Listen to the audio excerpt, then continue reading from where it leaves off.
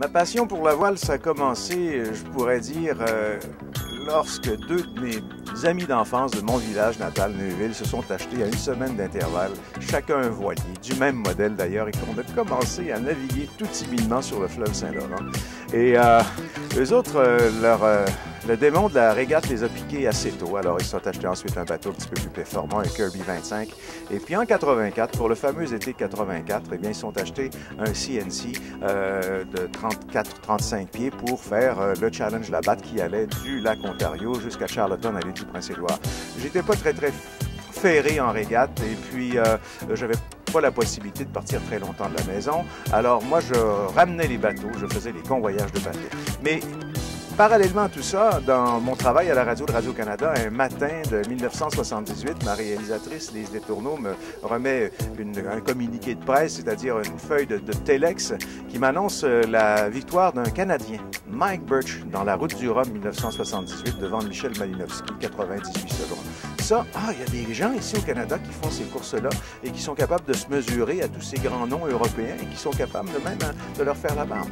Et puis après ça arrive évidemment 1984. J'étais impliqué dès le début dans le projet de radio de Québec 84. Alors là, l'arrivée des grands voiliers, la Challenge Labatt dont je parlais, la Transat Saint-Malo, ces grands bateaux qui arrivaient les uns après les autres en prévision du départ.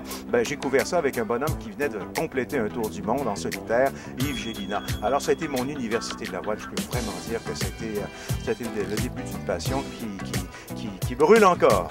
J'ai couvert les Jeux olympiques à 8 occasions à partir de 1988 à Séoul avec l'haltérophile turc d'origine bulgare, Naïm Chouleimanoglu, qui m'a donné mes premières grandes sensations là, de voir un grand champion à l'œuvre. Ça a été un bon souvenir. Il y en a eu plusieurs autres, des Jeux olympiques d'hiver. Myriam Bédard, sa première médaille olympique, n'oublions pas qu'elle l'a gagnée en 1992 aux Jeux d'Albertville, et c'était une médaille de bronze. Et j'étais là avec nul autre que Pierre Harvey pour faire la description de ce moment historique. Les Jeux d'Atlanta, d'haltérophilie encore une fois, et Chouleimanoglu qui remporte pour 3 Jeux consécutifs la médaille d'or dans sa catégorie. J'étais avec un haltérophile et un grand sportif québécois, Claude Hardy, qui est décédé peu après, qui m'a laissé une impression tellement favorable. C'est un bonhomme formidable. Et je faisais aussi le volleyball, et là, on avait des équipes extraordinaires, Brésil, Cuba, Italie, Pays-Bas, et j'en passe. Et ensuite, là, je vais vous surprendre, mon autre plus beau souvenir, c'est à des Jeux paralympiques, parce que j'ai beaucoup insisté pour que Radio-Canada fasse des émissions sur les Jeux paralympiques. Et à ceux de 2004 à Athènes, il y avait une athlète québécoise extraordinaire du nom de Chantal Petitlair, qui a participé aux 5 courses sur piste, 5 courses de sprint, si vous voulez, qui a remporté les 5 courses avec à la clé 3 records du monde.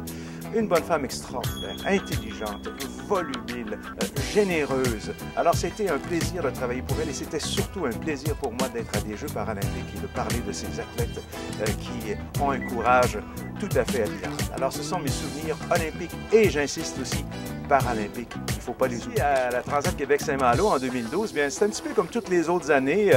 Depuis 1984, j'assure une présence sur le site. Je ne le fais plus pour Radio-Canada. En 84, ça a été tout l'été avec Yves Gélinas, la description des différents événements.